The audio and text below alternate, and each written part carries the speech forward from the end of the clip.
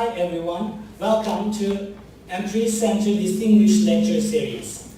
My name is Muhittin Kavusoğlu and I'm a PhD candidate in adult education. I'm doing my dissertation specifically on hospitality and tourism education. I'm honored to be an adjunct instructor at the College of Hospitality and Tourism Leadership. I'm also very excited to teach Introduction to Hospitality and Tourism course. And all of my students are here. Can you please raise your hands so everyone can recognize you, my students? Thank you so much.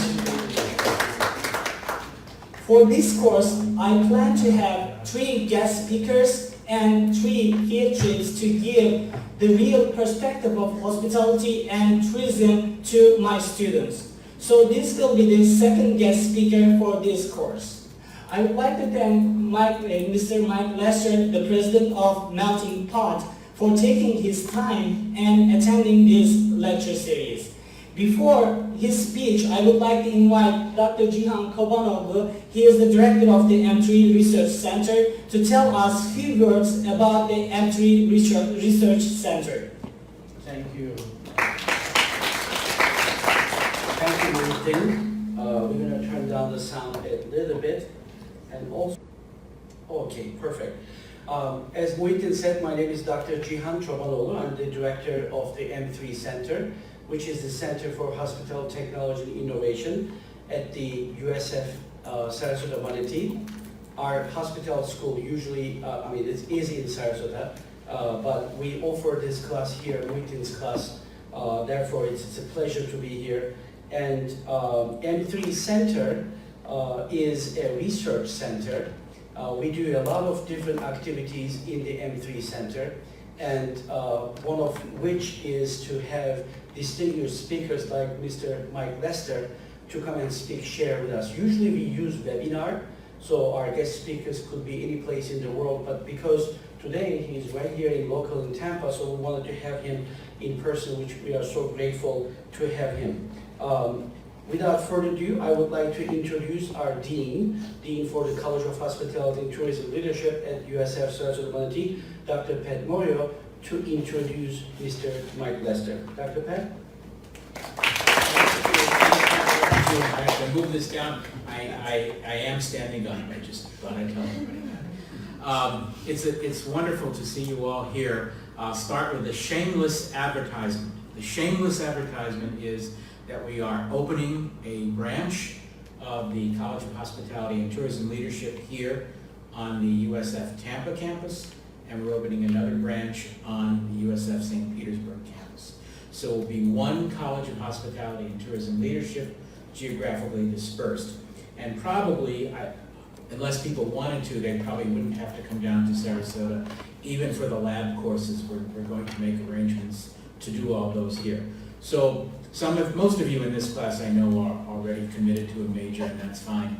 But if you're not, or tell your friends about it, it's okay. And we'd love to have you join us. We'd like to welcome the students in the back of the room. I don't know why they all sat in the back. But these are our certificate program students from the hotel and restaurant school in Taiwan called NCUT. And it's a wonderful university. The whole university is devoted to hospitality. So give them a welcome. And that leads me into Mike Lester. And so he is on our board of advisors, which we are very grateful for. And he is president and CEO of Melting Pot. He's going to tell you all about that company. It's a great concept that they have figured out how to take nationally. But he was with Outback Steakhouses for many years and developed those concepts as well, and partnered with folks to expand operations there. He graduated in Kentucky with microbiology. It's okay, there's hope for microbiologists to do something useful. Very clean restaurant. Very clean restaurants. So without further ado, let's give a warm USF welcome to Mike Lester. It's a pleasure to be with you here today. I'll tell you a little bit about myself. I did go to school at the University of Kentucky, and I was seeking a degree in microbiology. And I absolutely had zero desire to get into the restaurant business at that time. I remember I was working in restaurants since the time I was 14 years old, started as a dishwasher at a Red Lobster in our town. And I think we broke some labor laws even back then, even though I was a Stone Age, because I don't think I was really allowed to be working those hours, but I did. And I had no desire, and then it just kind of bit me. The hospitality bug bit me. And I realized I liked serving people. I liked making people happy. I liked this business. It was energetic, it was engaging, it was challenging. I liked it. I liked it a lot. And I had no idea that I was going to like it as much as I thought. I remember even, I was thinking about, okay, what am I going to do now? I've worked in this lab researching genetics with microbiology, and we're doing this great research at University of Kentucky Medical Center. And I'm still working as a bartender at night. So what am I going to do with all of this? And I'm going to have to go back to school. I'm going to have to reevaluate my life. What am I going to do? And my general manager at that time said, well, listen, you love this business. Why don't you become a manager? You can kind of build your resume. You've worked every position in the restaurant. You can build your resume and then figure out what you want to do with your life. So that was the plan. I was going to become a manager, interview for a management position, and then figure out after a year or two of that what I wanted to do with my life. That was 32 years ago. And I'm still doing that. It was supposed to be a 2-year plan, and I'm still doing it today because I got bit by that hospitality bug. That was a seafood restaurant that I worked in, a place called L&N Seafood Grill, which doesn't exist anymore. There was a delicious concept, New Orleans based, fresh from scratch kitchen. If you think bonefish, it's kind of like what a bonefish is today. Then I went to Outback Steakhouse in their early days. I joined that company when they only had the one brand and they had less than 100 restaurants. And I helped develop and expand and run their Northern Ohio division. My region was from Toledo to Cleveland, Akron, Canton, all the way to Youngstown. I had basically the northern half of the state, down to Columbus, but not including Columbus, and was running and developing 15 restaurants for them. And Outback was a great 14 years, a very cultured organization. Friends of mine are still in that organization. I can't tell you enough nice things about them. 12 years ago, more than 12 years ago, though, I thought about, okay, what's next? What's the next challenge for me? And I met the owners of Melting Pot, Bob and Mark Johnston. They bought the concept really from some founders, and I'll talk to you about that in the history, but I started as the Vice President of Restaurant Operations, where I started implementing systems and tools, and I was in charge of the training department, the research and development department, and they would say, hey, can you run the purchasing department? I said, well, I've never done that before, but I'll give it a shot, and I started running the purchasing department, still do actually to this day. And then I was promoted to Senior Vice President of Operations, and then 6 years ago, they honored me with the title of President. And I do mean that it's an honor. Melting Pot started in Florida in 1975. We're a franchise organization. In a few moments, I'm going to talk to you about what a franchise organization is in the restaurant business and kind of tell you some pros and cons about that. Kind of do a franchising 101 if I can. But we're a franchisor. We have 115 restaurants, 112 are franchise. We have 3 company-operated locations in Sarasota, St. Petersburg, and Pensacola, and the rest are franchise. So we're in 34 states and 5 countries. We have Middle East and Canada and Mexico, and then developing in other countries as we speak. So by show of hands, who's been to the Melting Pot before? All right, so not that many. Well, we are a unique interactive dining experience. We're all about fondue. Really no one competes with us in this experience. We make the cheese and chocolate fondues at the table. We melt the cheese, we make it at the table, then we bring a fresh salad, and then we do an entree fondue. Entree fondue means that you cook it at the table. We bring you unprepared meats that are cut up into pieces with marinades and rubs and lots of sauces. And you cook it yourself at the table. And then of course we finish with delicious chocolate fondue. And what's interesting about that, and I'll throw out one quick statistic. Does anybody, give me a guess. I like to ask questions. So give me a guess what the average national restaurant system would love as a percentage of their guests who order dessert or appetizer. Throw out a number. I won't ridicule you, I promise. We're all friends. 10%? 10%, okay? That's actually pretty close, on desserts especially. What else? 18? Pretty close. And that's really interesting. I was on a panel discussion with the executive chef at a multi-unit food service operators conference with the executive chef of Cheesecake Factory. Cheesecake is in their name. And guess what percentage of their guests order cheesecake? 25%. 80% of melting pot guests get appetizer and dessert. 73% of our guests get all 4 courses of cheese fondue, salad, entree fondue, and chocolate fondue. And that's a statistic that most restaurants would die for. You know, I can tell you my former brands that I represented, we were lucky to have 6%, to your 10%, we were lucky to have 6% of our guests have a dessert. And here Melting Pot just takes that, and that's been that way ever since we've opened the doors in 1975.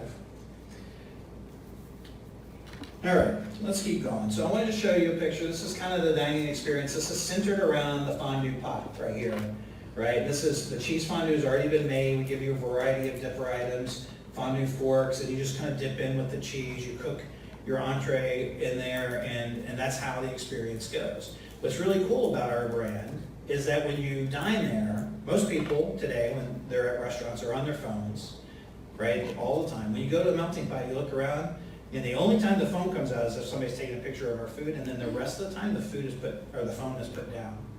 So we're the cell phone killer. So people go and they experience each other's company and they engage with one another, and they're not on their phones unless they're taking pictures of the food. That's our first Melting Pot in Maitland, Florida. Actually started here in Florida back in 1975 by 2 guys named Roy and Bruce. So Roy and Bruce, you know, fondue was hot in the 70s. Anybody's parents have fondue sets in their closets? I've got a couple in my closet, even before I started working for Melting Pot. But it was really hot in the 70s. Has anybody been to a fondue party that hasn't been to Melting Pot? Have you ever hosted or been hosted for a fondue party? It's a lot of work. So that's why Roy and Bruce said, hey, we're going to do the work for our guests because it's really engaging experience. Everybody loves it. We're going to do the work for our guests. And we're going to do the dishes for everybody afterwards. But these guys they opened this restaurant for $5,000. But they ran out of money at the end, and they only had enough money to build 1 table. 1 single table. So what they had to do, their first day of business, is they opened up that door. You see the little padlock there. They opened it up. They let 1 table in, and then locked the door. And then, of course, we have a chocolate fondue at the end. And they were struggling. They were going by, and things were happening, and there was a buzz, but not a big buzz. One of the interesting things is they started the restaurant. There was a local council person in Maitland who objected to the name, and so they went to the council. The council asked them to come and explain the name, the Melting Pot, and believe it or not, they said, hey, the Melting Pot brings kind of this is their words, not mine, an undesirable element in that name. So they said, we're not sure we're going to allow you to use that name, so you got to come to this council meeting and explain the name. So they went to the council meeting thinking, well, we can't fight City Hall, so we're going to have to change the name. But what happened was the community, and it's a diverse community around Maitland, the community heard about that, and they packed the City Hall. And one person after the other went forward and talked about, how it was quite an honor for a restaurant to honor the integrity of the United States and us being the melting pot of the world where everybody can come together, all these different cultures can come together. And that was an honor to that. And that why would the council have an objection to that? Well, ultimately, after hours of people speaking, the council voted 5-1. That one guy was still a holdout, 5-1 to allow the name because the community came forward. So we are a project of our community. And then, so that made some local news, and then so the local food editor of the Orlando Sentinel, I'm not sure if it was called the Sentinel at the time, yeah, it was Sentinel Star, came by and they did a front page of the entertainment section story about that. And that's when business took off. They didn't know what to do. They started hiring people, and they were pretty much their own staff, and they started hiring a bunch of people, and things started taking off. And they expanded into another space next to them, added a bunch more tables, and I think at that point they got up to 20 different tables, and things were happening for them. This is around late 1975. So I want to pause for a second and just kind of go into a little bit of franchising 101 for you, because I think it's important to understand how we grew. We went from those simple beginnings of Roy and Bruce, and we decided when Bob and Mark bought the company that we wanted to grow through franchising. There's a lot of different ways restaurant companies can grow. One way is they can get some private equity to help them grow and infuse some capital into, they can go into debt, they can borrow a lot of money, or they can choose to grow through franchising. And so that's Bob and Mark chose to grow through franchising. So what is franchising? Well, basically franchising is a marketing system revolving around a two-party agreement whereby the franchisee conducts business according to the terms specified by the franchisor. We're a franchisor. We have an operating model, we have recipes, we have service guidelines, we have training support, marketing support, we have construction and design support. We have $35 million of spend under contract for our franchisees, driving costs down for them because we pool our buying power, and many, many other areas of support. So that's what we're doing as a franchisor. A franchisee is somebody who's an entrepreneur whose power is limited by the contractual agreement with the franchisor. They get all the benefits, and I'll show you kind of a chart that I created. They get all the benefits of the experience of the franchisor, but they also get some limitations, and we'll talk about that. And we're the franchisor, we're the party in the franchise contract that specifies the methods to be followed and the terms to be met by the other party. Why is it important for a franchisor to specify standards and methods? This is interactive. Somebody yell it out. They worked before, so you want to keep the pattern. All right, so you have a higher likelihood of success, right? All right, why else? That's good. They carry the name. What's that? They carry the name. Take care of the name. When you say name, what you really mean is the brand, right? So if one of our franchisees in a city doesn't execute well, it gives it gives all of the melting pots a bad name, right? And it damages the brand. So we actually have, as the franchisor, we have a contractual obligation with all of our franchisees to make sure that no franchisee damages the brand by performing in a poor fashion. Does that make sense? Because it hurts everybody. The whole brand suffers when that happens. So again, what are you doing? You're buying success. You're buying, to your point, you're buying a proven model. You're buying a lower failure rate. You're buying a flattened learning curve. You can learn what to do very, very quickly. You get training. And by the way, lenders love franchising because it's a proven model. So banks are more likely to lend you money when you are signing up for a proven model. You have operational support, you have marketing co-ops, and you have support there as well. So what are some of the drawbacks though? Some of the drawbacks are you get a franchise fee. Typically, a franchise fee is anywhere between, depending on how complicated the restaurant is, anywhere between as low as $20,000 to as high as $60,000 or $70,000. Ours is $45,000. What does a franchise fee buy you? It buys you the training support at your opening. It buys you your own personal training. It buys you all of the things that you need, all the expertise that you need in which to open up your restaurant. You also have a royalty. Royalties average between 3 and 6% of sales, right? Some I've heard go higher. Ours currently is 4.5% of sales. So for every dollar of fondue our franchisees sell, we get 4.5 cents of that. That's going actually up in the next 5 to 10 years. That's going to go up to 5%. Industry average for full service restaurants is between 5 and 6. We've always been below the industry average. Add co-op fees. That's when you pool, like all the Subways in the market pull all their money together and they buy TV. Because one little restaurant they don't have enough money to buy a TV commercial, but when you pull all your money together and you create a cooperative, you have to pay into that, and that's mandatory. So those average anywhere between 1 and 6%. The average is probably between 2 and 4.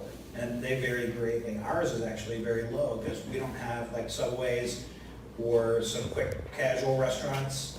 We don't have geographic density because although we have 115 restaurants, they're dispersed all over the country. So it's hard for us to buy medium. Investment costs are typically around $600,000 for a quick serve, or up to $2 million if you buy a full service franchise, because you have to get a liquor license. In New Jersey, for instance, we just recently bought a liquor license in New Jersey and paid $700,000 for one liquor license.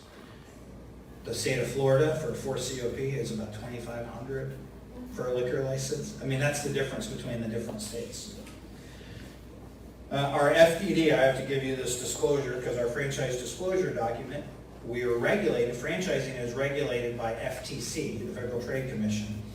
So we have to be very clear about what we say to prospective people who might be interested in a franchisee. So I have to tell you, our sheet says between 1.2 million and 1.8 million for an investment standard. So what are some of the restrictions? We have to follow the standards. You can't cook what you want. You know, if you own a Burger King, you can't put a quarter pounder with cheese on your menu. You're not allowed to do that. You have to only put on your menu what Burger King says you can put on your menu. You have a lot less autonomy. You still own that business, but you still have to follow the very strict standards of the franchisor. And you can lose your business if you don't follow the rules. So that's kind of a serious restriction. Again, here's the chart that I made for you. When you talk about initial responsibilities, very low for a franchisee, but if you're an independent branch, it's very high. You have to do everything. But for a franchisee, you have a lot of support. Creative control, you get very little creative control as a franchisee because you have to follow the systems and standards of the franchise. But if you're an independent, you can choose anything to do. If money, actually you require a little bit less money as an independent restaurant to open than a franchise. Because franchise, you have certain standards on opening. So independents went out a little bit more that way. And for experience, you have to have very little experience as a franchisee because the franchisor is going to teach you everything you need to know to open that restaurant and support you along the way and give you guidance and field operations support after that. For an independent, you better know what you're doing. This is the reason why a lot of restaurants fail in the first 12 months. It's because a lot of people jump into it and they don't know what they're doing. And that's where if you don't know what you're doing, you can a lot of times your first exposure to the restaurant business, it's a good idea to do a franchise. So you get your eyes on that. So this is how we grew. I want to talk a little bit about culture because this is when Roy and Bruce started the company and they worked it up to about 5 restaurants or something like that. And that's when Mark Johnston, who was a server at that original melting pot in Maitland, Florida, and he was going to UCF. He was a soccer player, and it wasn't called UCF back then, I don't know what it's called. But he was working his way through college, and he, at the end of college, just really wanted to be a franchisee.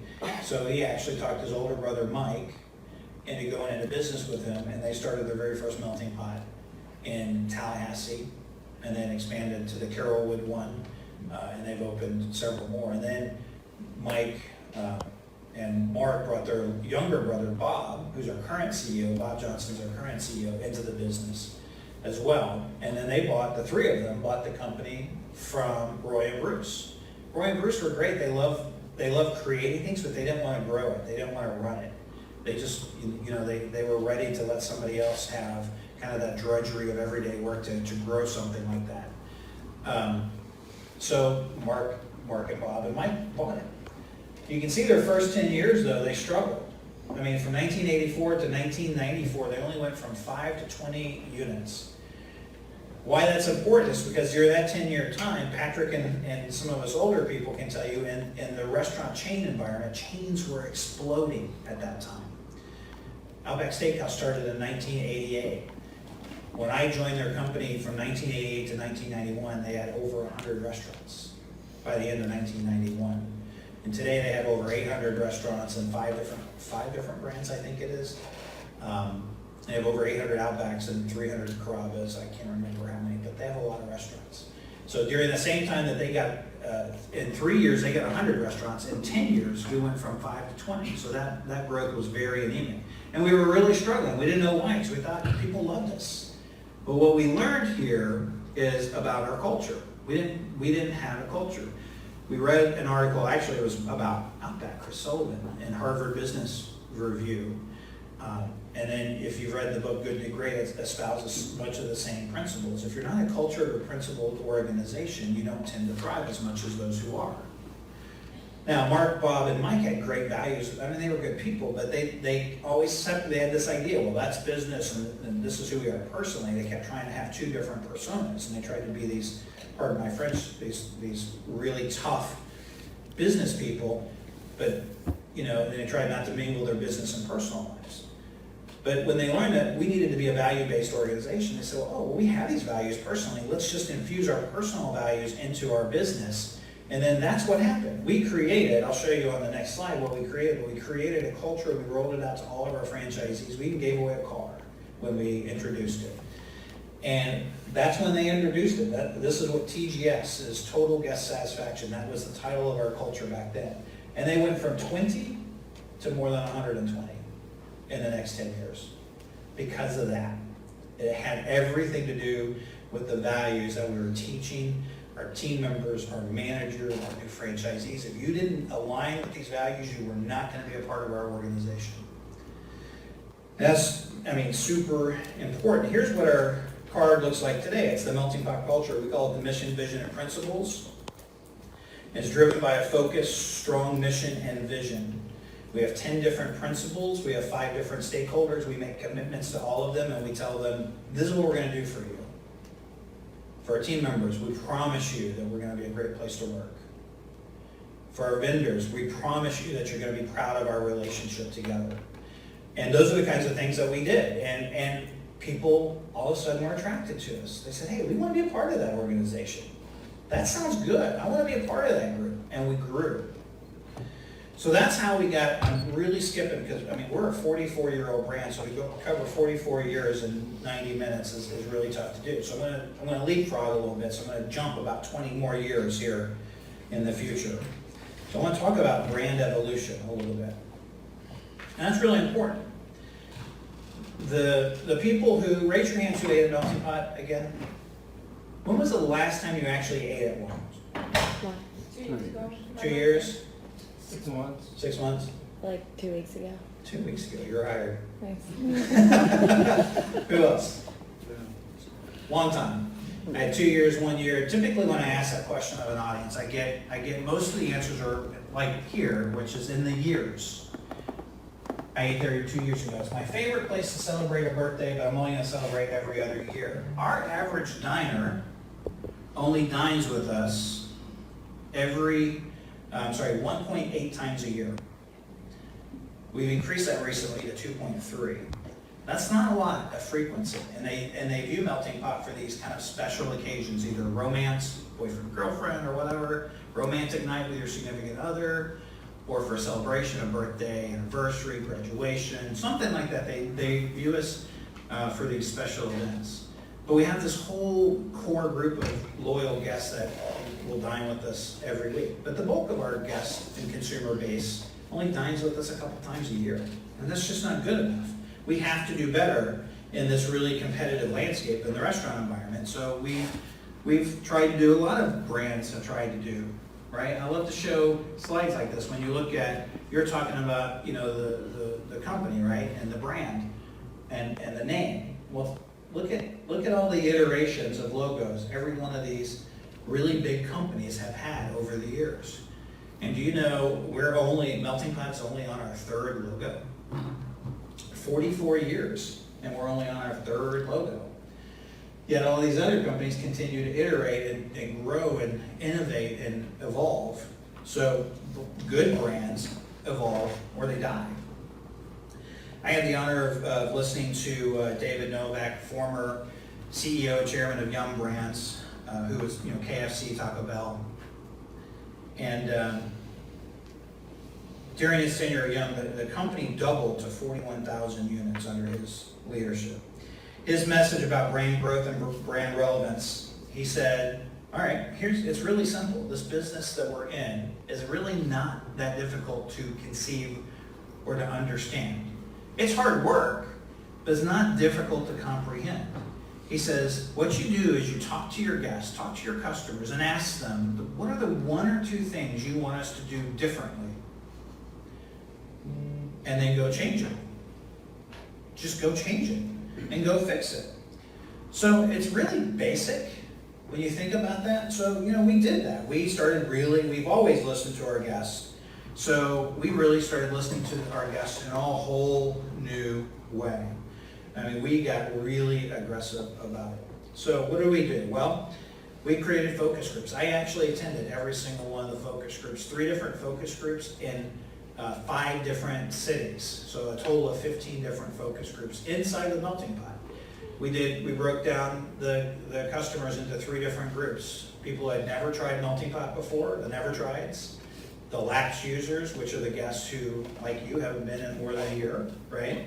So that was our delineation. And then the loyalists, the people that dine with us 3 to 4 times a year or more. And we had different kind of scenarios. What was really interesting is they told us a lot of the same stuff. We hired an outside independent consultant. I was not introduced as the president of the brand at the time. I kind of took on a role. I acted as if I was a consultant as well. Because we wanted those people to be truthful and not try to, hold back on their truthful comments about what they thought about our brand. It was a very significant undertaking, a huge amount of research. On top of that, we launched a quantitative study where we had we reached out to more than 1 million people and over 70,000 surveys submitted over the internet. The survey itself was more than 60 questions asking them about, what do you think about our brand? So what did they say? Well, all right, let's talk about that. Here are the 3 main objections that we heard, and maybe you all agree with them, maybe you don't. Number 1 was the price. They perceived our value not to be there. They said it's too expensive. Time, it takes too long. I mean, if you dine at Melting Pot, for those of you who've been to Melting Pot, it's an 1.5 to 2.5 hour dining experience. You're not going to go in and eat in 45 minutes or less. It just doesn't happen. And then the last thing, thankfully a much smaller group, they said, we don't always want to cook our own entree. We love the cheese and the chocolate and the salad, but the entree we're having a little trouble with. We're not exactly sure about whether or not we want to cook our own entree.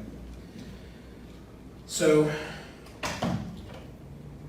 the other interesting thing there at the end is, but here's the thing. If you want us to dine more often, you got to address these 3 things. But here's the thing. Don't you dare mess with the brand. I still want to celebrate. I still want to use you for our romantic occasions. I still want to use you for our special occasions of graduations, birthdays, anniversaries, and the like. So don't you take away anything, but you need to add these other things on top of it. You need to layer on top of it. So we started what we call the Future Vision Restaurant. And we started doing a lot of work designing and ideating and studying this. And most of it happened in the lab. And we just opened up 3 months ago our very first restaurant in Red Bank, New Jersey. Our second one was opened 2 months ago in El Paso. And I've got 3 under construction and 13 more in development. So what are we doing with it? Well, these are some of the things we want to take a look at. We need a new design.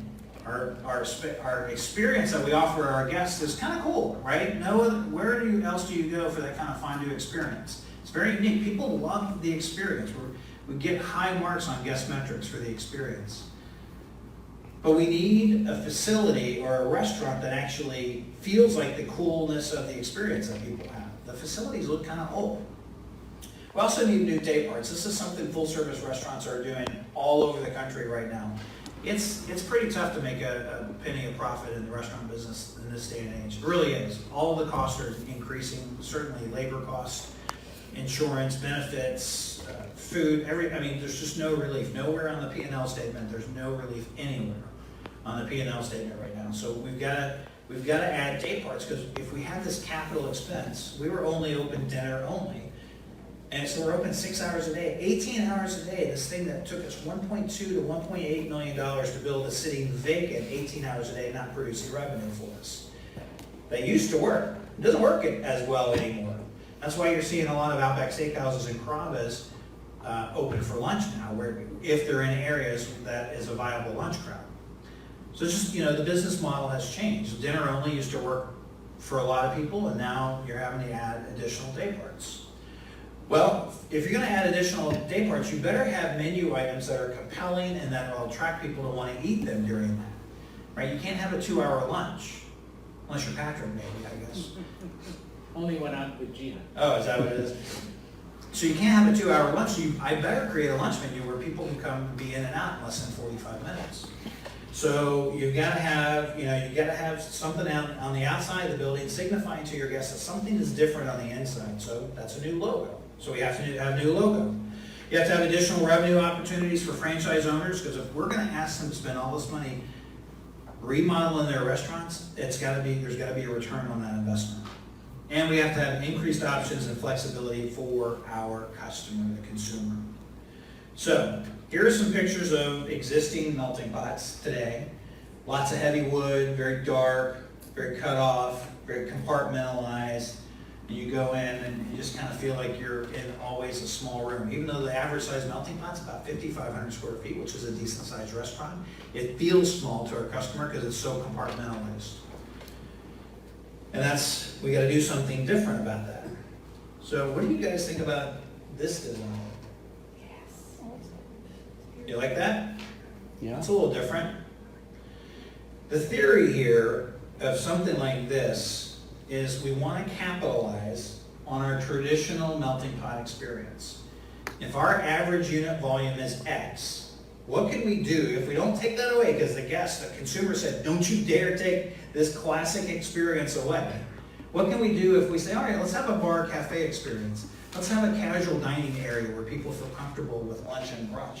Let's do a patio where it makes sense, in parts of the country where it makes sense, and in shopping centers or developments where it makes sense. And let's turn our host area, our front door area, into a revenue producer with retail offerings that people can buy and take home some of their favorite treats from a melting pot. Right now, that's an area that just costs money, doesn't produce any revenue at all. Let's turn it into a revenue center. So if we take all of these this patio, the bar cafe, the casual, and the retail area, and layer that on top of that, what would that business model do? Would that look better or worse than our traditional? Obviously, I think that's an improvement. So I'm going to show you some pictures of some artist renderings. I'm going to show you what it looks like in real life.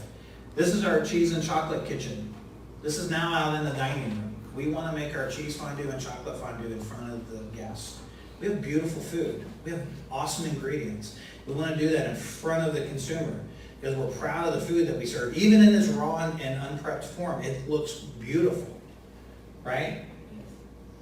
This is our new wine focal area where this is kind of adjacent to the bar where we'll have a table and these wine machines. And we've created a wine blending experience where we give a guest a little bit of Cabernet, a little bit of Merlot, and a little bit of Malbec, and we teach them how to blend it together, and they come up with their own percentages, and they get the perfect red blend for themselves.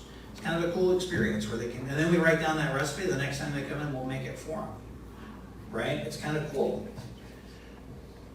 This is our new bar. What do you think of that? Did you go to a bar like that? No? No, you wouldn't? I mean, when you were 21? Oh, I would go. I never been to a bar like Oh, that. yeah.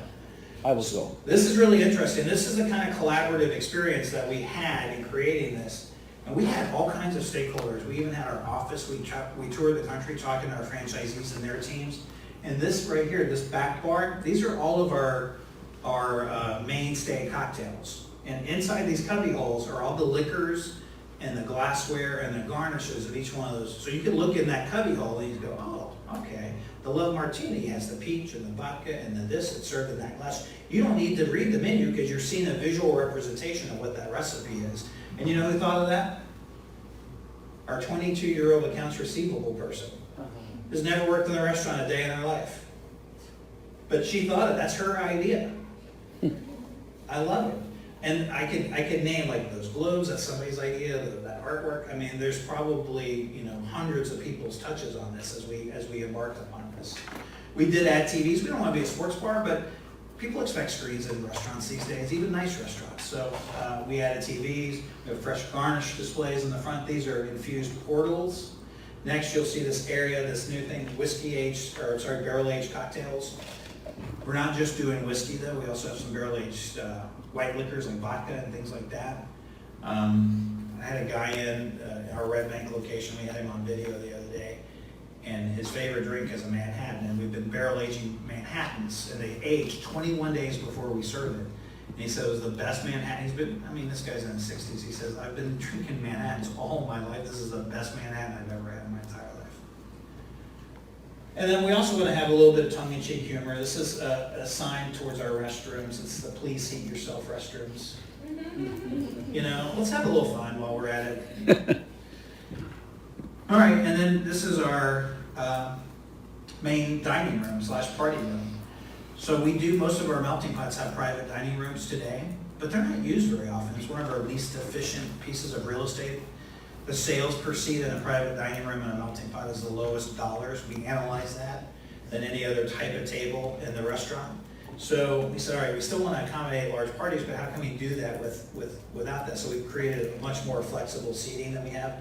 Here you're seeing loose-side partitions come down from the ceiling and actually divide tables. And when they're up, you can have an 8-top. When they're down, you have 2 4-tops. And you have privacy because they come up and down. You can see some black and white movies being cast on the stone of the fire feature. And just some really cool colors and finishes there. You like that? Yeah. Very much. All right. This is our casual area. Because again, if you're going to be open for lunch and brunch, you know, we actually had as a building design, we used to cover up windows for melting pots because we wanted that cozy feel. So now the new design is let's add a lot more windows. And so this section of the area of the restaurant, super high ceilings, lots of windows, lighter, brighter, and you can't tell it, but these tables are movable. And that's something, I know it's not, and you're like, so what? Restaurants move tables all the time. Not melting pot, because we have cooktops, burners wired in every table. So all of our tables across the country are bolted to the floor because there's electricity in them. Well, we figured out a way to have movable tables in a way that the building code people would allow. And it took us a long time to figure that out. So these tables can either be, you know, 2 tops, or you can push them together and have one big party. But you can see it's lighter, brighter, fun, real airy. All right, this is how it looks in reality. This is the new melting pot in Red Bank, New Jersey. Here's the kind of the casual side right here. Those tables are the movable ones I just told you about. They're put together right now for a party of 8, where they can be 4 different 2 tops. That's the bar. We had lower ceilings here, so we had to deal with lower ceiling heights. Very comfortable. This building was built in 1910. It used to make uniforms for the U.S. military in both World War I and World War II. In the concrete floor, you can actually see uniform buttons embedded into the concrete because it was a textile. All right. So there's our wine focal area. You can see a sneak peek of some barrel-aged cocktails. There are our wines. This is how we're doing the blending. This is our cheese and chocolate kitchen out in the dining room with a retail area. You can buy our cheese and take it home. You can see our cheese and chocolate tenders. If you go by there and you say hello to one of them, they'll give you a sample. Hey, you want to try something? You can have a chocolate covered this or a piece of cheese, and they'll engage in a conversation with you. Our fire focal turned into a candle focal because the fire department wouldn't let us do fire. And then we learned the guests liked the candles better, which was really good because that actually saved us about $50,000 going from fire to candles. And it's better. So better and less expensive, that's a win-win. We're starting to use wood tables more often, and I don't know if you can tell, but this is a party of 4. We have 2 fondue pots and 2 cooktops on there. Most of our restaurants only have 1 cooktop on a party of 4. So that allows the guests more ability to customize their dining. If they have 2 couples there, they can have 2 different pots, whereas right now, in most of our restaurants, 2 couples have to share 1 pot. So that's Lover's Lane. We have an area of our restaurant for the romance. We call it Lover's Lane. Has anybody sat in the Lover's Lane area? Very private, you can go there. And so we created the Lover's Lane here too, behind the candle wall. People really like that. And then we had to put something different on the outside of the building. So this is our current logo, and 99% of the melting pots. That's our new logo. What do you think? Fondue plus drink plus kitchen. Well, the reason why we added the kitchen, and also here's another one where we talk about the brunch, lunch, happy hour, and dinner.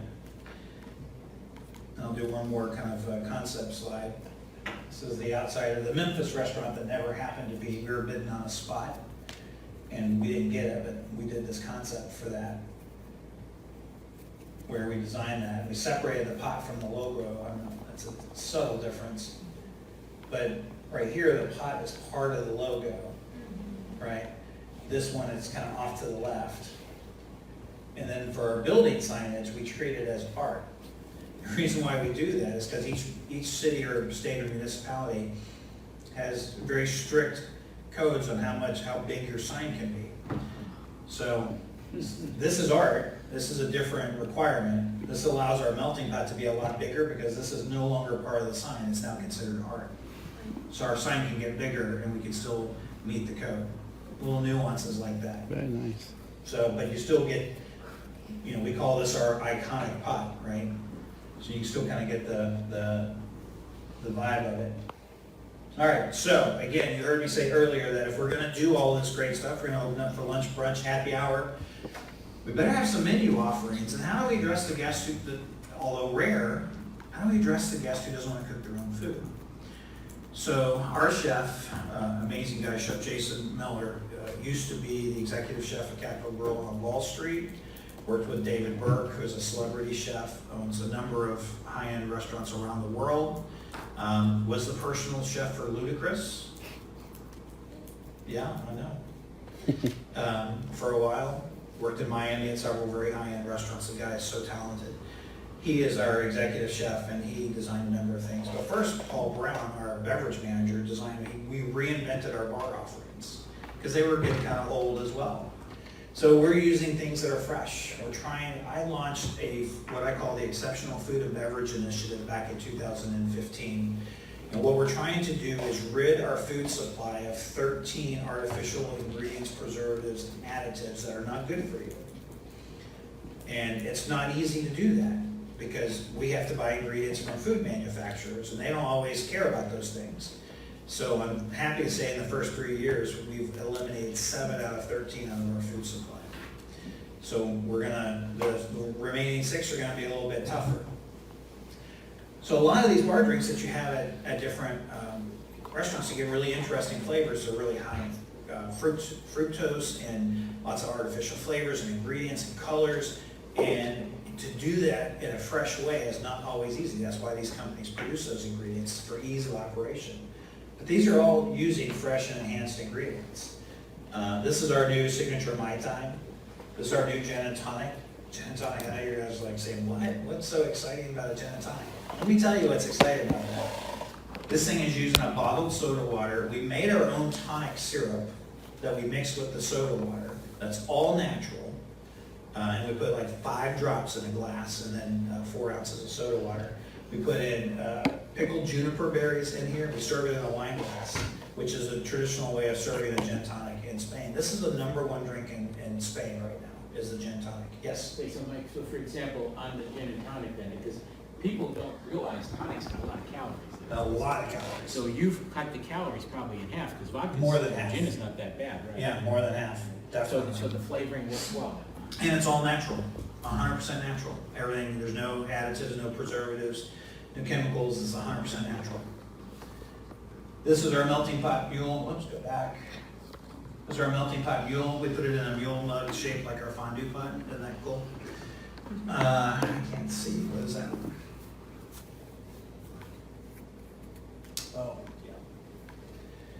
So that one's our freshly picked margarita. It's the first all-natural cocktail that we did. That's also the easiest. I don't know why more restaurants don't do that. We use only fresh juices for that.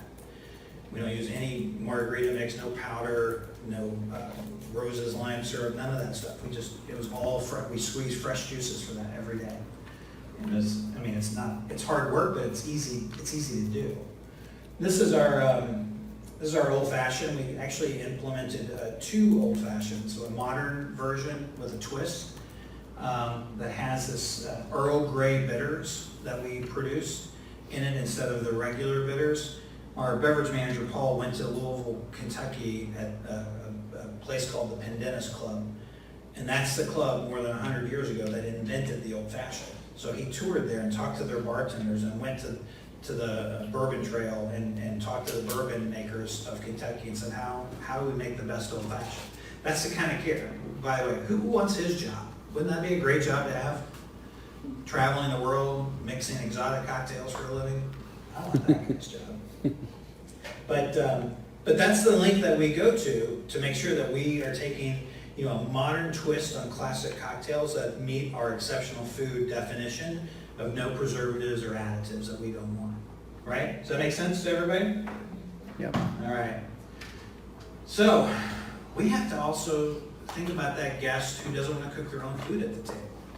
It's less than 10% of our guests, but we could lose a lot more than 10% of our guests with what we call the veto vote. Has anybody heard of the veto vote? So you got a party, let's say there's 4 of you, and you're trying to decide where to go eat. And you start with this big long list and you start vetoing certain restaurants because one person doesn't like this and one person doesn't like that. I don't want steak tonight, I don't want Italian, I don't want Mexican. And you start going down the list. The next thing you know, you're just left with this really short list of restaurants and you pick from that. We want to be in that list more than we are today. So we said, okay, how do we do this? And, you know, even though 5 people might love fondue, one person who doesn't love it will veto it for everybody. So we created these prepared entrees for that one person out of 10 who doesn't like it. So in St. Petersburg, that's one of our early adopters of this menu. There on 4th Street, they're doing this menu right here, but they're doing this menu here in St. Petersburg, and we'll see that. We'll see a party of 10, and it's usually one person out of 10 who's eating one of these prepared entrees, and the rest of them are eating fondue. It's usually an old guy eating the prepared. Else, the younger people are eating the fondue because it's new and cool. This is a chicken and waffle, and let me tell you, I happen to be a chicken and waffle expert, and I can honestly tell you, Chef Jason has created the best chicken and waffle I've ever had. This is really good.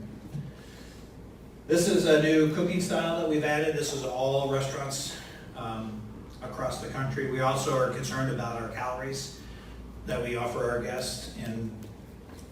And when you cook your own food at the table, there's really only a couple of ways to do that. One way, the traditional way of cooking your entree is with cholesterol-free canola oil. You're basically frying it at the table.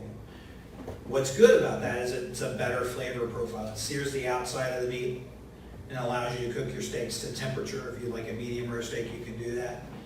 The other way is we have 3 different flavored broths, right? We have one that's a mojo, which is a Caribbean-inspired, fresh juices and the like. Another one which is a coco bond, which has red wine and garlic and mushrooms, scallions in there. And another one that's just a vegetable bouillon for the purist who wants the food to shine through, just a lightly seasoned vegetable bouillon broth. But basically there you're boiling your own meat. And that's the objection a lot of our guests who object to cooking their food at the table. They don't like boiling their meat. It's traditional fondue, sure, but some guests don't like that. So we created the grill because people have moved away from the oil because it's just not very healthy. The calorie count when you cook it in the oil is substantially higher than the broths, but some people just don't like the flavor of boiled meat. So what do we do with that? Well, so we created this grill. We have all of these cooktops in the tables, so let's put the grill in there. So now people are actually grilling their food at their table.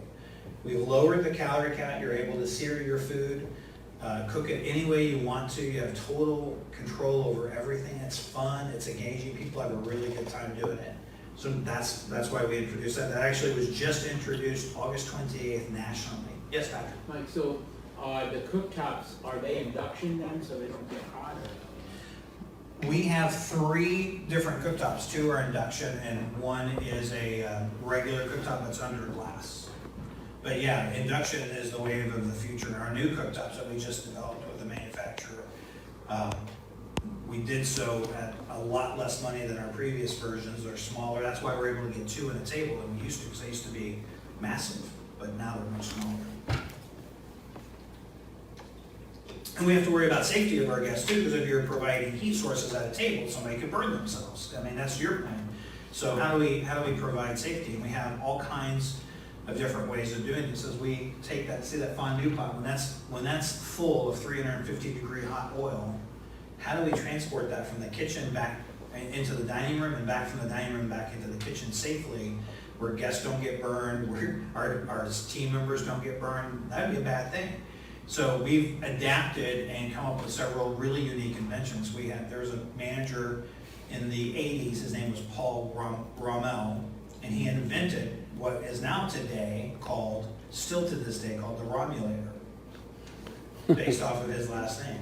And it's a simple clamp device that goes over the top of that fondue pot and clamps that lid shut. It has a rubber gasket, a high heat rubber gasket. So when you're carrying that pot, there is no spill whatsoever from the broth or the oil from inside of that pot.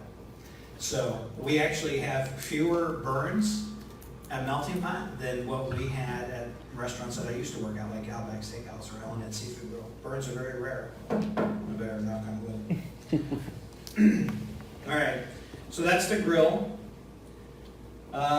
This is our 4-cheese panini. So if we're gonna be open for lunch, you gotta have a sandwich, but we don't want just ordinary turkey sandwich. And we own cheese. By the way, the best cheese in the world literally is in this sandwich. In 2016, a company called Emmy Roth Queso from Wisconsin, Madison, Wisconsin, actually New Glarus, Wisconsin, submitted their cheese, many of their cheeses, but one of their cheeses in the World Cheese Championship in Birmingham, England. It happens every other year. More than 3,500 participants from around the world. Usually Europe wins. Some country in Europe wins this, because Europe, they've been making cheese for hundreds of years. They've mastered it. In 2016, Emmy Roth Queso won the entire competition with their Grand Cru Chauchois, which is a really kind of a Gruyere cheese. And they won the best cheese in the world. And there's a little bit of that in there, and it's in 2 of our other cheese fondues. So our cheese is not out of a can, it's not craft. We use artisan cheese manufacturers for Melting Pot. And it is high-end stuff. Best cheese, literally. In fact, we did a promotion called the Best Cheese in the World not long ago. So we have the 4-cheese panini. This is literally the best grilled cheese you'll ever eat in your entire life. And yes, we have tomato soup on the menu as well for lunch. Brunch. Who would have thought that Melting Pot would be a viable brunch area? We're doing it in St. Pete and in Sarasota. Early adopters, we have 20-something restaurants doing brunch today.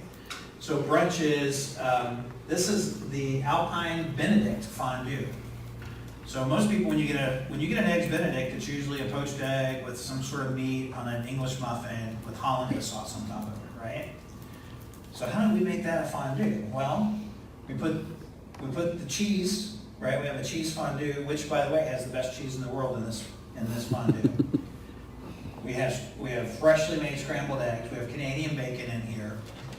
We also have a half a cup of hollandaise sauce in there. So you get the flavor of the egg and the hollandaise sauce and the ham. And what you're dipping in it, what these are fresh croissants or English muffins. So you're actually using the English muffin to dip into it. And last week in St. Pete, we sold more than 100 of these in one Sunday. We'd never been open for brunch before because we didn't know we would have a compelling menu item, but people love this. Some of the other things we have on the menu is another ham and Fontiago cheese panini, a burrata melon salad, so we use fresh watermelon and blanched asparagus and burrata with a balsamic vinaigrette on top of it. It's really good. Fig and goat cheese toast. This is probably the simplest thing. Everybody does avocado toast. Do you guys like avocado toast? Everybody does it. We do goat cheese toast. It's amazing with figs on it. Really good. Stuffed brioche beignets. The chicken and waffle is on this menu as well. This is really innovative. The oatmeal fruit brulee. So does anybody here eat oatmeal? What's the first thing you add to it when you eat oatmeal? Honey. Huh? Honey. Honey to sweeten it, right? If you're healthier than most people add lots of brown sugar, right? Or some sort of sugar, they sweeten it up. So we said, how are we gonna do that? Well, our chef is really creative. So what he created was a dish where he actually brulees the top of the oatmeal. So we get that, like you have a creme brulee for dessert, you get that sugar brulee crispy topping on top of the oatmeal. And then when you stir that in, it it's just so amazing to have that caramelized sugar on there like that. It's really outstanding. Wow, I got through that quick. So that's our evolution. I can talk a few minutes about that, and I think while I'm kind of wrapping that up, I want to talk a little bit about culture. First, I'm going to tell you a couple of stories, but I want to also answer any of your questions, because I like to answer questions. One of the things when I was talking to Bob and Mark Johnson back in 2006 and trying to find out if I was interested in being a part of their company, they told me that I interviewed them harder than they interviewed me. And the reason why I did that is because it was important for me to have a right cultural fit. I wanted to make sure that my values aligned with the values of the company I was going to go to. So, and thankfully they did. Remember we were talking about the mission, vision, and principles, the card that we have. Every Melting Pot team member has it on their person all the time. I have one in my back pocket right now. So where we talk about it. And the reason why the culture is so important is you think about the training department cannot train a team member for every single situation that could occur in a restaurant. There's too many what ifs, right? I mean, if you tried to train against every single what if situation in the world, the training manuals would be that thick, or your training time to go through training would be weeks and weeks and weeks. And who wants to sit through training before you start earning tips? And you're only earning a training wage. So instead of trying to train every single scenario, we train our values. So that when that situation happens to you as a team member at the Melting Pot, you know how we're wired, you know what we believe, you know what we care about, and you already have the answer because you know what's important to our organization. And when you talk about culture, you're talking about, in teaching culture, you have to teach it in order to get it going in the restaurant, or any business really for that matter.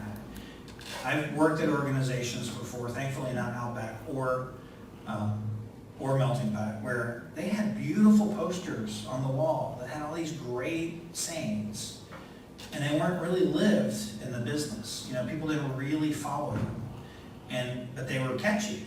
You know, lots of corporate cliches, and they didn't really mean a thing because they didn't translate it into everyday life. So what's beautiful about Melting Pot is it does. And what we do is we teach our culture to every single new team member. All of our managers from all of our restaurants across the world have to come to Tampa sometime in their first 6 months of employment, and they stay for 3.5 days, and we teach them our culture there too, and a lot of other stuff. And it's important because how do you grow a culture?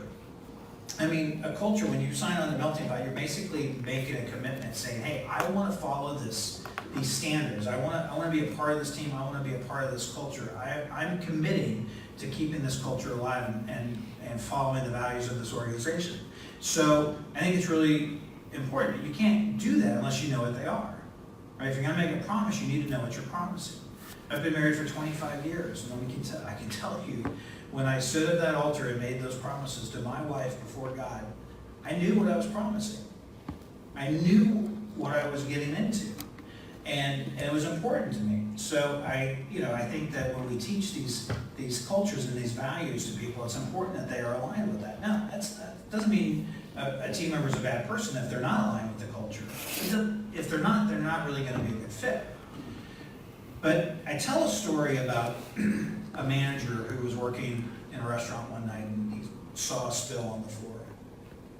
So he grabbed the closest server to him, and it was this young guy. He told me the story as like some millennial guy, and he says and I just told him to go wipe up that spill.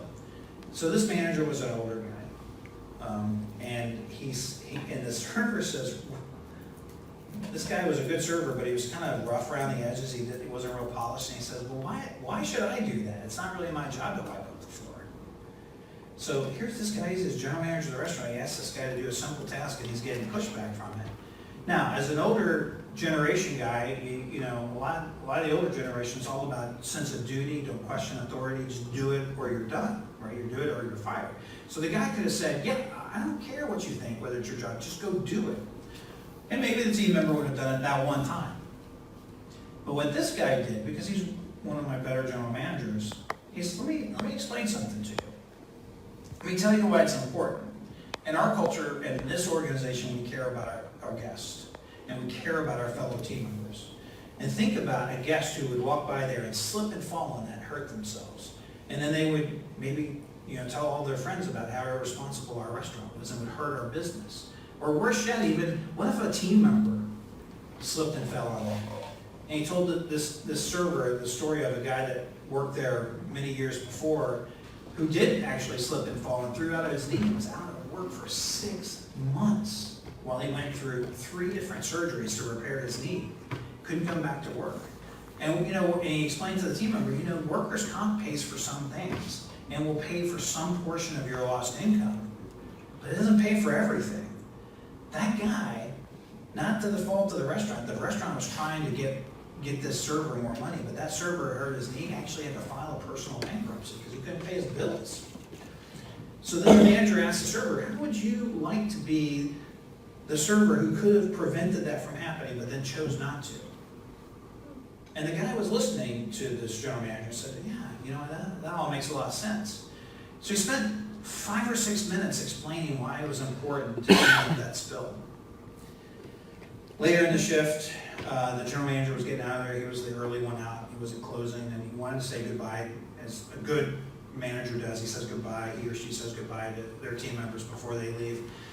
And he was searching this guy out specifically because he coached him during the shift, and he saw him from across the restaurant. He goes across the restaurant. As he gets closer, he's realizing that guy's wiping up another spill. He didn't know anybody was watching. He had no idea that the general manager was seeking him out. He had no idea. But he was doing it on his own because he understood the why. He understood why it was important. He understood the values of the organization. If the general manager tried to just change the guy's behavior by making him do it, it would have worked one time.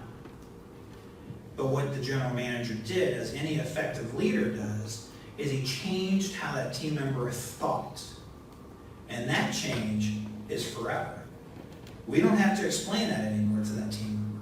That's the last time. Yes, it took 5 or 6 minutes. It would have been really quick. But we say, hey, go do it right now. You're fired. That would have been instant. But he took 5 or 6 minutes to explain all of the whys. And he changed forever how this guy thought. And that guy ended up being an assistant manager. He ended up growing his career with that location.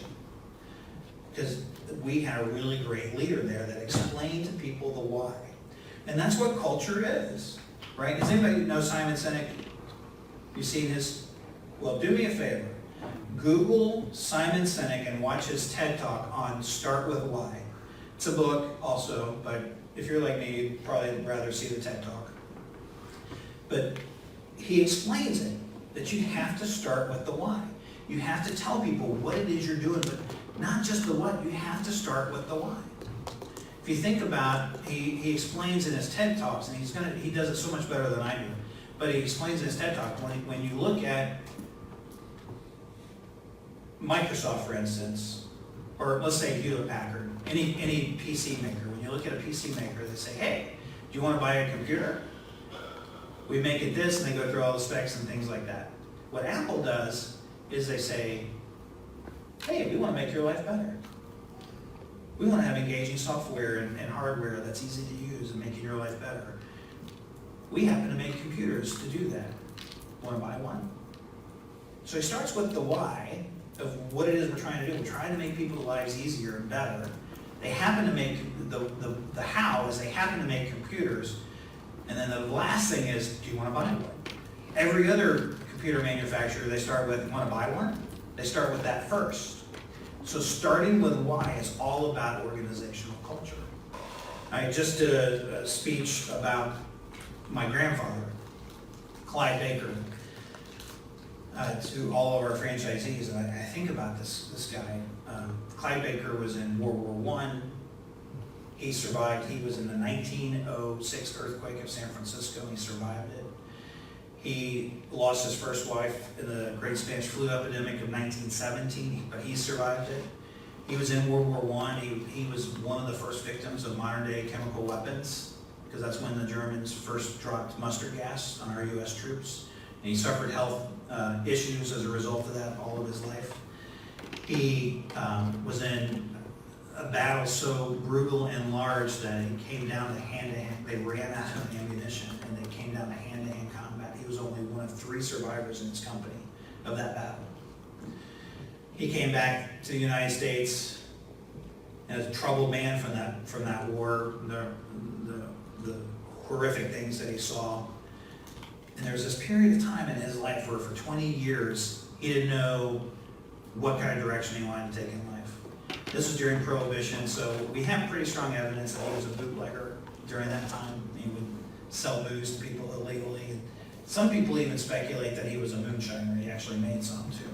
I am from Kentucky, so that makes sense. A lot of moonshiners there.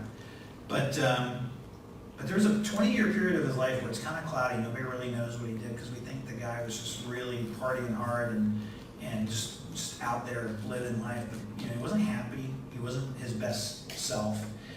And ultimately, I met my grandmother later in life. They had the miracle baby, my mom, when my grandmother was 43 years old, which was really unheard of back then, much more common today. And then he changed.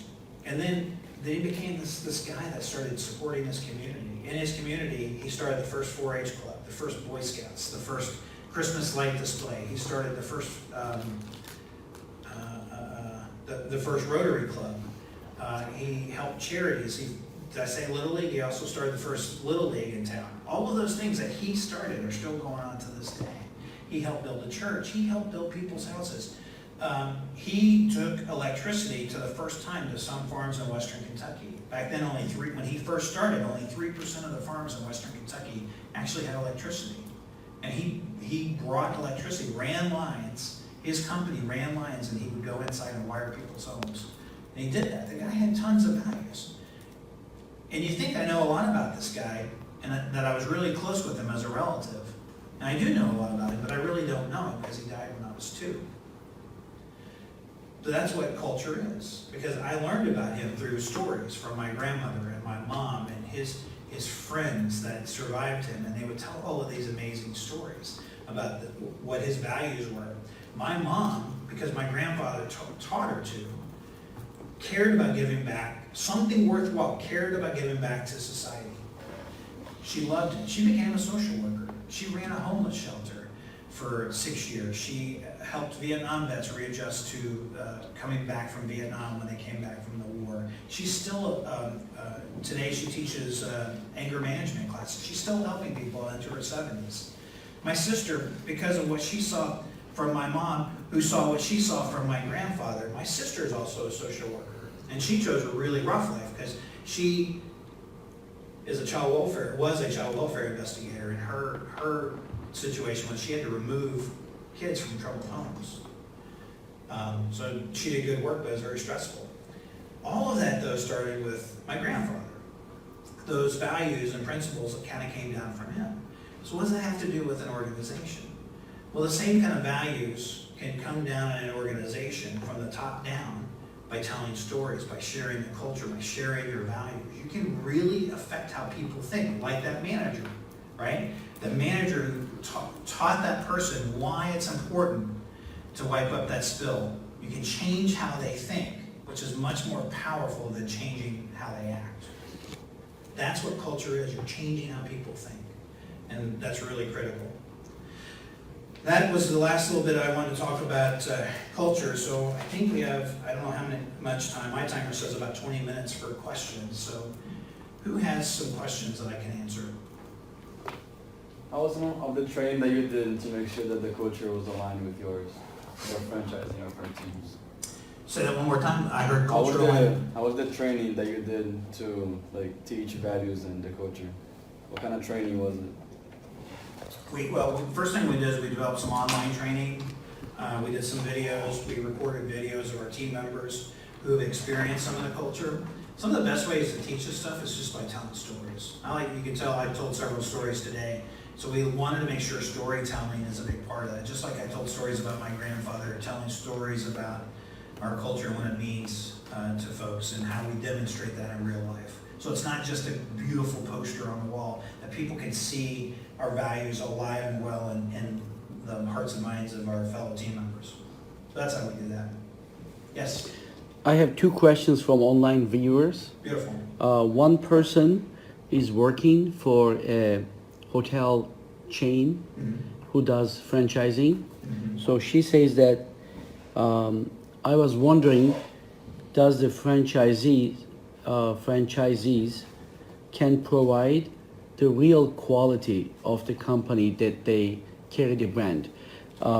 She adds that she works for a hotel that's managed by the chain, and when she goes to the hotels that's franchising, she says that the quality is terrible.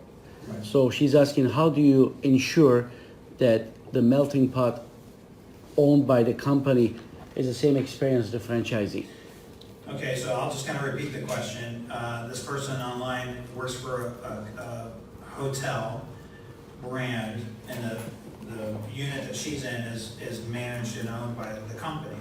But when she visits franchise locations that's not operated and owned by the company, the quality is greatly diminished. I'm paraphrasing. Yep. So, I get that is the number one thing in a chain environment, right? So we have chain restaurants, chain retail stores, chain hotels. There are, the nature of any team, there's always stronger players and weaker players. And so what you have to do is you have to make sure that your weakest player is still above the line of what's considered acceptable. In our business, the restaurants who thrive are the ones who follow the standards the most. We have something that we call the success formula, where we kind of grade our franchisees on a variety of things like business plan and marketing planning, QC standards, food quality standards, service standards, team member satisfaction, all these different things, and we kind of put them in a matrix, and it kind of spits out a ranking of them, and it says, okay, well, they're green, that means they're following all the standards. Then when we overlay what their sales increases and decreases have been for the last 5 years, there's a correlation. The restaurant, even during the recession when all restaurants were struggling, our best performing restaurants still had sales increases. So, as a franchisor, we can't allow those branches, those units to not perform well. So, we have had the unfortunate responsibility of terminating some of our partnerships. We've had to close down some of those locations. Thankfully, we have a very passionate group of franchisees, and that's not happened very often. Our franchisees are the most amazing. I'm going to stack our franchisees up against any group of franchisees anywhere in the world, because they're amazing. They care about the brand, they're passionate about the brand. They want to represent. If somebody falls below a standard that's not intentional, it's because maybe the manager, or they had a bad day or a bad shift. And our job then, when it's just an honest human mistake, our job is to help them correct it. Okay, fine, you've not met this standard. Now let's work together so that you can meet it consistently in the future. So that's what we do. Yeah. There's a question here. You. Got a question? Oh, yes.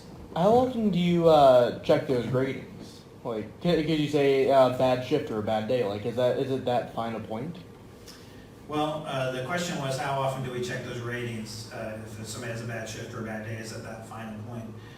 Really what I was referencing is when we are in the restaurants, if we happen to see a bad score, maybe it's because they happen to have a bad shift, or one of their team members just wasn't taught properly or something. It just could be a blip on the radar. However, your question about how often do we check, we're not in the restaurant every single day. We trust our franchise owners to run their restaurants responsibly. So we're in the restaurant several times a year, inspecting and consulting with them and providing them guidance and helping them, run their businesses more effectively. But, with social media today and the fact that we have online surveys, last year we had more than 90,000 online surveys filled out from Melting Pot guests.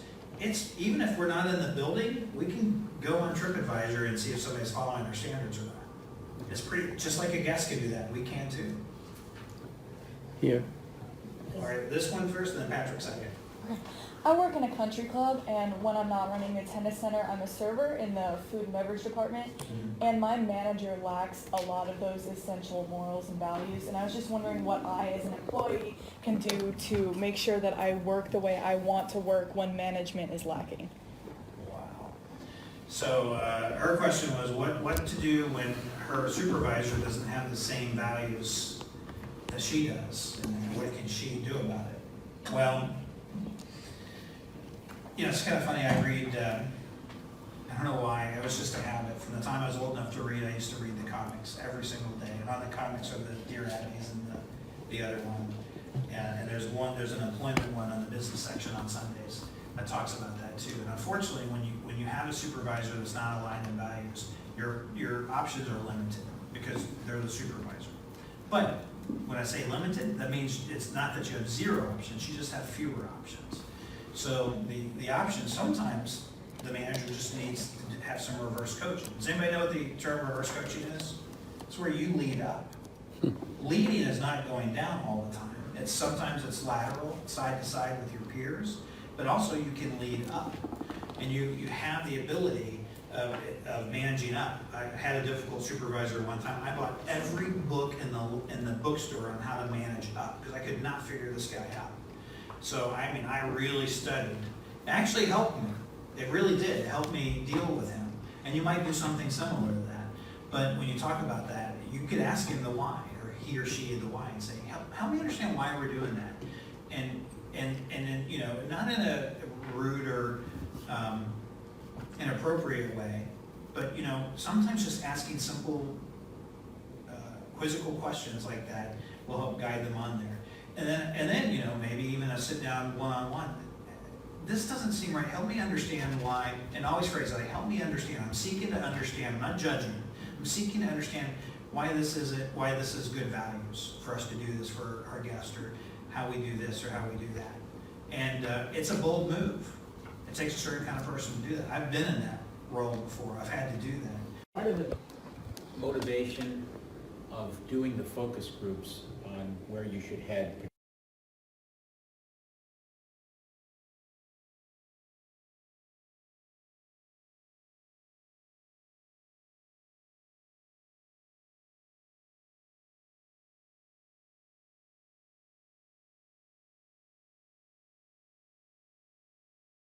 was the focus groups, having done them in the restaurants, was part of the motivation there to involve the franchisees. And I'd say absolutely, our franchisees are so important to us, and we really do. I use the word, and I use this seriously, I revere our franchisees.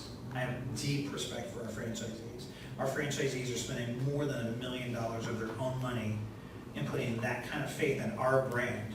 So I take my responsibility as the brand president to honor their trust and faith in us. I take that super seriously.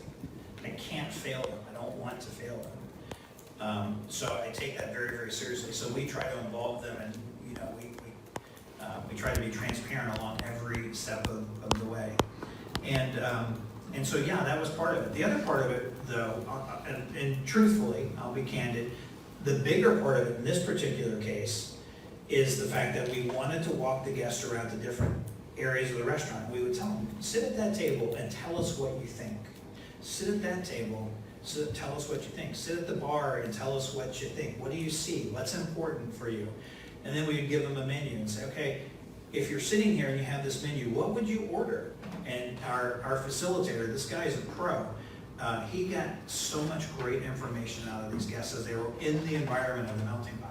If they're not there, his theory as our consultant was, how can they properly judge a building or environment if they're not actually in it? They might remember 2 years ago, right, from the last time they visited, but some of the people that we had in there were never tried. They've never been inside of a melting pot. So we had to bring them in and say, okay, now that you're here, what do you think?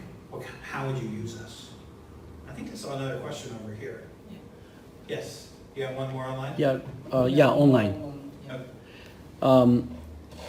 One viewer said, I see that all these restaurants have different settings, lights, colors, layout. Why is it? Okay. You just touch in a little bit, but... Yeah, sure. And then there's a second part of the question, but I will ask you after you answer this one. Yeah, I have a whole PowerPoint deck on our unique restaurants that we have under the melting pot and Prada. One of the things we like to do is we like to go into a geographic area and go into a building or a space that's kind of unique. And we have some really unique restaurants. The inside, we used to do in all kinds of different color schemes and patterns and fabrics and things like that. But as we move forward, what you saw here in Red Bank, that's pretty much what the inside is going to look like. Outside, And how it's put together, even the inside, how it's laid out, what tables go where, that's gonna vary from location to location. But we don't build a lot of freestanding melting pots. We usually go into some pre-existing structure or shopping center. We have a restaurant north of San Francisco in Larkspur, California, that's in an old brick kiln. Literally, the walls are 10 foot thick. Because they used to fire these bricks, and they actually rebuilt San Francisco from that earthquake that my grandfather survived. They made the bricks there to rebuild San Francisco. So it's a donut, because they would have the fire in the center, and then the bricks would be on the inside. We have one in an old city hall outside of Denver called Littleton, Colorado. It's our highest volume restaurant. And it's such a cool space. There's a basement where the jail used to be. And so we actually have those walls where the bars used to be. There's tables. You can actually eat dinner in a jail cell. And we do it's kind of creepy when you think about it, but we also do haunted tours there as well. People love that. Even our spot in St. Pete, when you go look at that, that was a building that was built in the early 1900s by a carpenter who would sell wooden purses to the tourists. And we're in that building too, and it has a very unique look and feel to it. So we like to adapt our brand to unique spaces, but you're going to see more consistency on the inside as far as the design and finish go. We're kind of, from a building perspective, we're kind of the anti-chain because all of our buildings are different. And he is adding, how easy is it to portray a strong brand image with such a diverse set of service-scape? How easy is it to portray a strong brand image? Strong brand image when your design is so Different diverse. They all still have the same look and feel. They all have the same shaped tables. They all have the same service style. Our service is very meticulously consistent. Our food offerings, we do actually offer local favorites in different markets. For instance, if you're in Louisville, Kentucky, you would get a bourbon bacon cheddar there. That's not, bourbon's big in Kentucky, it's not big everywhere. In New England, we have an Old Bay crab cheddar, Swiss, an Old Bay crab Swiss. Crab and Old Bay seasoning is very, very specific to that area. So we do have some local interest on our menus, but our style is served, our consistency comes with the experience, not necessarily the design of the building. That's it from me. Okay, perfect. Thanks. Was The that time the is same over. one you had? No. I was about to ask the same question. I was following the online. Oh, okay. If there's any Online, yeah. Very questions. good. Did you have another one? Me? Yes. Yeah, actually. So the local favorites and all that, how does that conform to like the regulations and stuff? Like, are there regulations about how to add a local favorite, or does like the corporate need to okay every local favorite? Yeah, in fact, we create the local favorites. So if a franchisee in Maryland, for instance, the Old Bay, they have an idea to say, hey, we want to celebrate our heritage of Old Bay seasoning, help us create something. We were thinking about this and this and this. They might submit a recipe, but it goes through an approval process. Usually we'll tweak it and we'll put it into our software. We also have to worry about, nutrition analysis, and we also have to worry about the exceptional food initiative. So if they've chosen an ingredient that has an additive in it that doesn't meet our list of chemicals and food preservatives that we're trying to do away with, we won't allow it. We just won't. We were not putting anything new on our menu that doesn't adhere to that exceptional food initiative. And we're taking some old things off of the menu that doesn't either. But it goes through a process where we approve it. So, for instance, in some areas of the menu we allow a lot of flexibility, like cheese fondue. Each restaurant has 6 cheese fondues on their menu. 3 are on every restaurant in the country, and then 3 the local restaurants are allowed to pick from a list of approved recipes. But again, we want to be the anti-chain because we really do have local owners, so we want to make sure we're celebrating the profiles and the preferences, food, beverage, and otherwise of the local community. Any other questions?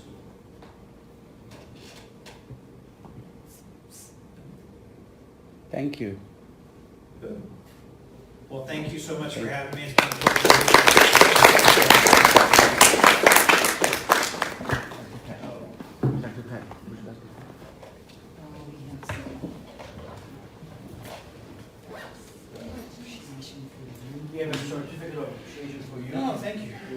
present that to you if you just come to the center here.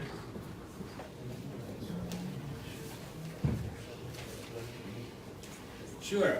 Okay, so this says Certificate of Appreciation is awarded and presented to Mr. Mike Lester for delivering this distinguished service lecture entitled Entrepreneurship in the Restaurant Industry at the lecture series of the M3 Center for Hospitality, Technology, and Innovation, October 17th.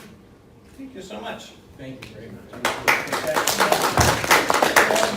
Small take notes from my students. Oh, very nice. Small like that. Nice, great, excellent. Thank you so much. If you just come here, could you go there, please? Take a picture. The line is so Oh, you we can step turn like off this the here. light. Oh, you got, okay, do it like this. Okay, Yeah. perfect. That's fantastic. Oh, yeah. Oh, here. So that the light doesn't come. Right, Right here. Here you go.